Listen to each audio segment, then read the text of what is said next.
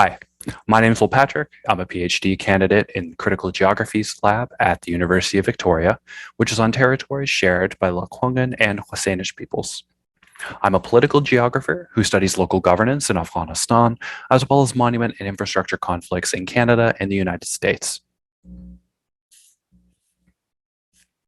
Today, I'm going to be discussing current and historical context for the crisis in Afghanistan to provide you with a brief summary of the complexities at play that led to the Taliban seizing power in Kabul and the responses of the regional states. And this is by no means a comprehensive overview of the region. Some states like Turkey and India and Qatar, Saudi Arabia have all been left out. With that being said, the Taliban did not rise to power on their own.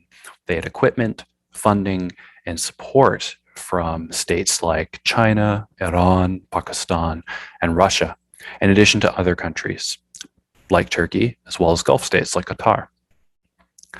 Pakistan and Iran, more so Pakistan, also provided the Taliban with bases of operations within their own borders. And the other Central Asian states, Kazakhstan, Kyrgyzstan, Tajikistan, Turkmenistan, and Uzbekistan, have to negotiate their economic and security concerns in light of the Taliban's return.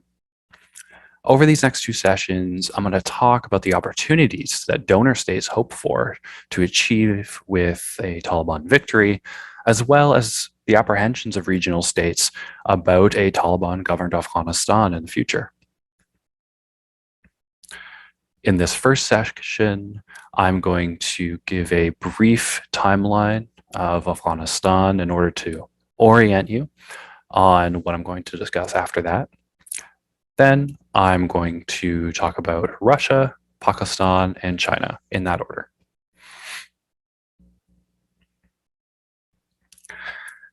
So this is a very surface overview of Afghan history. But for much of the 20th century, Afghanistan was under a monarchy. This changed in 1973 when there was a bloodless coup that led to the creation of the Republic of Afghanistan. In 1978, there was a coup by the Soviet-aligned Afghan Marxist Party called the People's Democratic Party of Afghanistan, also known as the PDPA. This happened in April, or the month of Saur, and is known as the Saur Revolution or the Saur Coup. Due to internal conflicts within the PDPA, as well as Soviet apprehensions about being encircled, which we'll discuss when talking about Russia, the Soviets invaded Afghanistan, replaced the PDPA leadership, and occupied the country, engaged with Afghan resistance until 1989. In 1992, the PDPA's government, the Democratic Republic of Afghanistan, fell to opposition forces. This led to various opposition forces creating smaller polities within the state of Afghanistan, or statelets, led by warlords, in a civil war amongst themselves for control. This changed with the emergence of the Taliban movement and organization, which eventually led to the creation of the first Taliban Emirate in 1996 until 2001, when it was ousted by Afghan opposition to the Taliban, supported by Iran, Uzbekistan, Tajikistan, Russia, the United States, and US-backed coalition. This led to an interim period until the Islamic Republic of Afghanistan was formed, and this government, backed by the United States-led coalition, was in power until the recent seizure of Kabul by the second Taliban Emirate in 2021. So, first, talking about Russia. Russia has been involved in Central Asia and Afghanistan for quite some time. The Russian Tsar and Russian Empire colonized Asia to the Pacific and engaged in what's known as the Great Game with the British Empire. The British, holding South Asia up into Pakistan, were in contention with Russia, who conquered the Central Asian states known as Turkestan at the time, up to the borders of what is now Afghanistan. During this period of time, Afghanistan lost a conflict, the Anglo-Afghan War, where the British created the Durand Line, which is a border between Afghanistan and Pakistan, and took control of Afghanistan's foreign policy until a later Anglo-Afghan War, where the Afghans forced the British to give them back their foreign affairs. During the Cold War, the Soviet Union was very concerned with encirclement. So encirclement is the idea that the Soviet Union would be surrounded on all sides by its enemies. This was a particular concern after the Sino-Soviet split, where the People's Republic of China and the Soviet Union broke apart over different positions.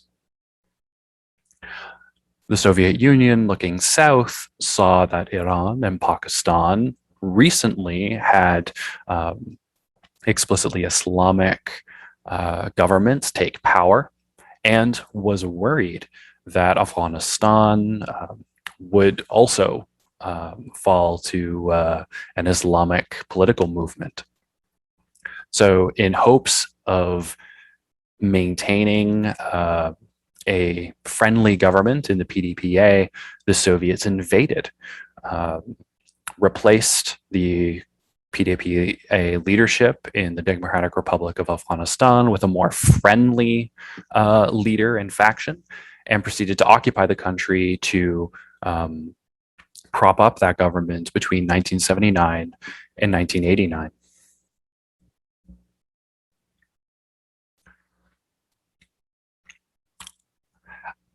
After the fall of the Soviet Union, Russia participated in the ousting of the Taliban Emirate.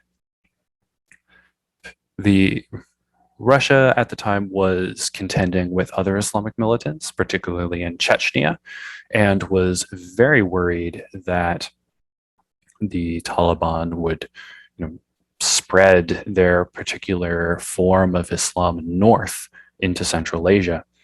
So they participated with Iran, Tajikistan, Uzbekistan, the United States, and other powers in supporting Afghan opposition to the Taliban, pushing them out. After that, Russia adopted a very two-faced policy approach with the Islamic Republic of Afghanistan backed by the US-led coalition. Between 2006 and 2021, Russia was between, supporting the Islamic Republic of Afghanistan, and later, roughly between 2015 and 2016, openly supporting the Taliban, receiving their delegations and providing equipment and funding. This was in part to support the Taliban in their opposition to the Islamic State Khorasan province and other groups that Russia feared would spread into the Caucasus as well as Central Asia. Of course, Russia was also confronting the Islamic State in Iraq and Syria, assisting Assad and the Syrian government in their own civil war. So this was a part of Russia's broader strategy to its south. And Russia has its own apprehensions about the new Taliban Emirate. As a donor to the Taliban movement, Russia has not seen many pro-Russian figures in the cabinet, and is somewhat apprehensive about the moves that the new Taliban government is making. At the same time, it is also setting precedent for the former Soviet Central Asian states, which I'll discuss in the next session. Pakistan, like Russia, has long participated in proxy wars and machinations in Afghanistan. As I mentioned earlier, the Durand Line is the border established during the Anglo-Afghan Wars between Afghanistan and Pakistan. And this actually separates one of the large ethnic groups in Afghanistan from itself. So there are Pashtuns on both sides of the Durand Line, though a majority of them live in Afghanistan. And many Afghan governments have wanted to change the Durand Line and renegotiate it with Pakistan. Pakistan was also the base of operations for Afghan resistance during the Soviet invasion from 1979 to 1989. They also allowed Islamic political parties from Afghanistan to flee in 1978 to Pakistan. And these parties, like Jamiat-e-Islami and Hizb-e-Islami, were groups that formed the basis of the Peshawar Seven. So the Peshawar Seven are the political military groups that Pakistan, through the Inter-Service Intelligence, which is Pakistan's intelligence agency, funneled money to each of these mujahideen groups. And these were mujahideen groups that Pakistan looked upon favorably in hopes of establishing a friendly government in Afghanistan. Pakistan does not want to be surrounded or encircled, much like the Soviet Union did not want to be encircled by hostile governments.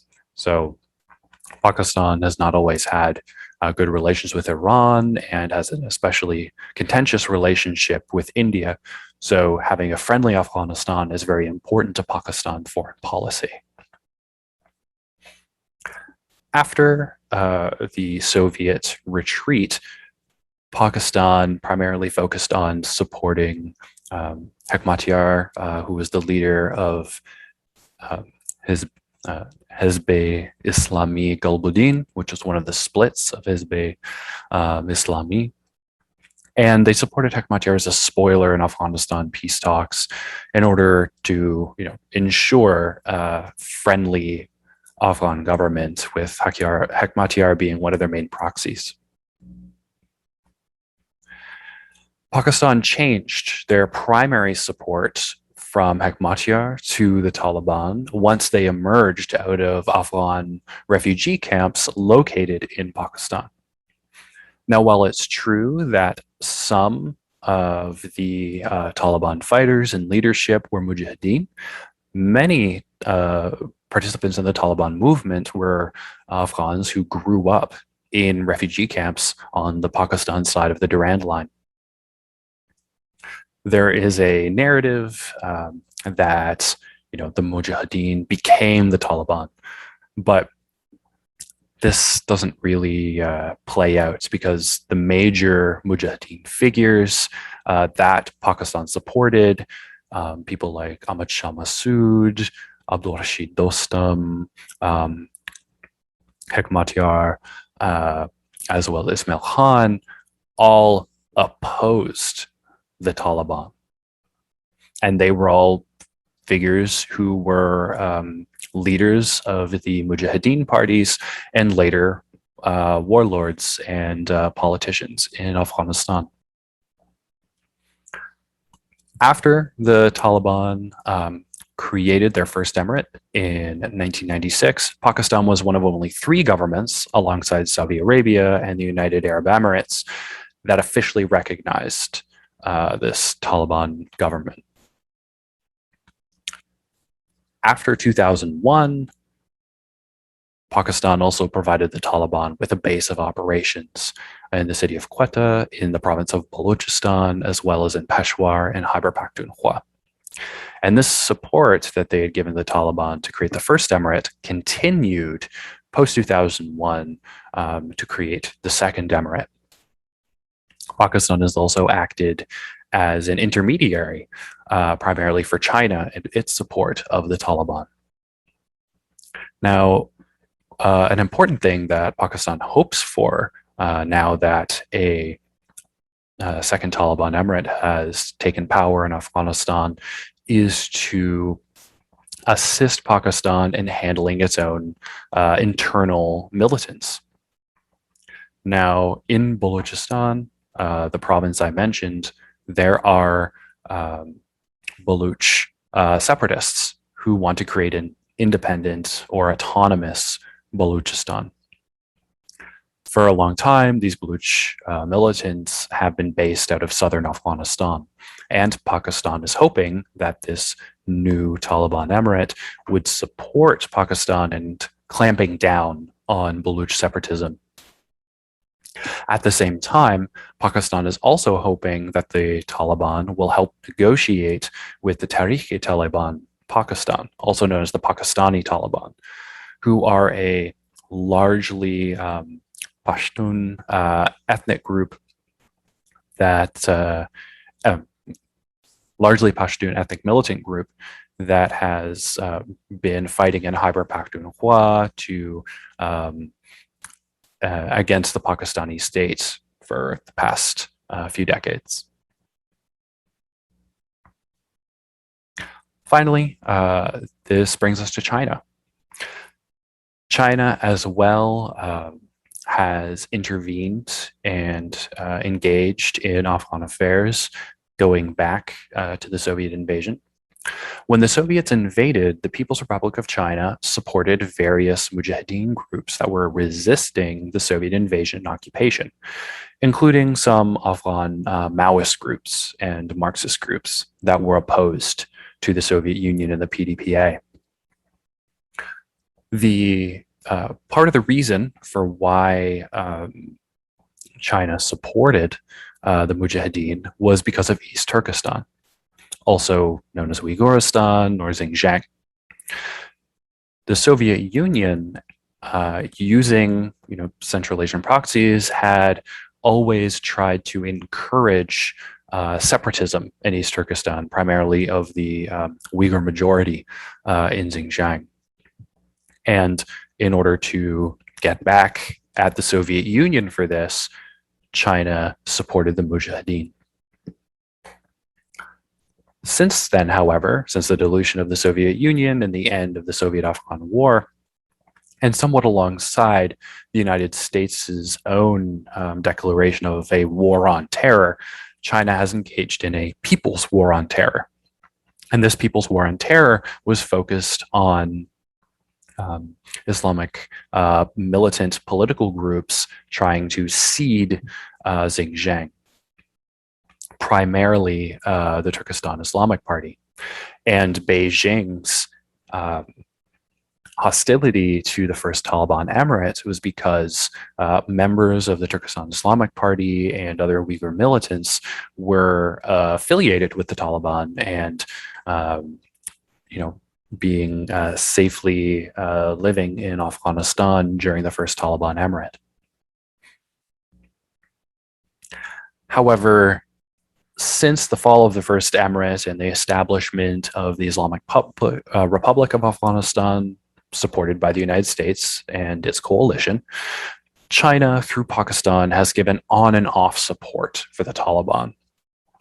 And this on and off support has ebbed and flowed depending on the presence of the United States. So, for example, during the US drawdown in 2010, 2011, China was not too concerned about US presence in its regional sphere of influence. So it didn't support the Taliban too much until, there was a buildup again of American forces. And this is partially influenced by China's campaign to de-radicalize Uyghurs and other ethnic Muslim minorities in Xinjiang. This is partially through the re-education camp program, but also through projecting its influence abroad into Kazakhstan, Kyrgyzstan, and Uzbekistan, where there are Uyghur minorities who have been demonstrating and protesting and raising their voices about the oppression they've been experiencing in China. Those former Soviet Central Asian states have been repressing those conversations from reaching the wider world. And China hopes that by supporting the Taliban in their second emirate, that the Taliban will keep a lid on Islamic militants in the region. In particular, China is hoping for an extradition of Uyghur fighters from Afghanistan to China. However, the Taliban are not known for giving up fighters who work with them. So this is still something that Beijing is apprehensive of. China is also interested in its various infrastructure projects. Prime among these is the China-Pakistan Economic Corridor, or CPEC. Now, CPEC runs from Xinjiang through Pakistan to a port in Balochistan and has been targeted by Baloch separatists in Balochistan. China is, of course, also wanting to pressure the Taliban to clamp down on Baloch separatism in Pakistan's Balochistan province. In addition to this, China is also interested in extracting resources from Afghanistan as a part of its Belt and Road Initiative. Some of these investments include a recent copper mine, but Beijing has been hesitant to move forward with these, especially because there's still instability around the Taliban's regime at the moment. That's the end of the first session. In the next session, I'm going to discuss the former Soviet Central Asian states, Kazakhstan, Kyrgyzstan, Tajikistan, Turkmenistan, and Uzbekistan, as well as Iran.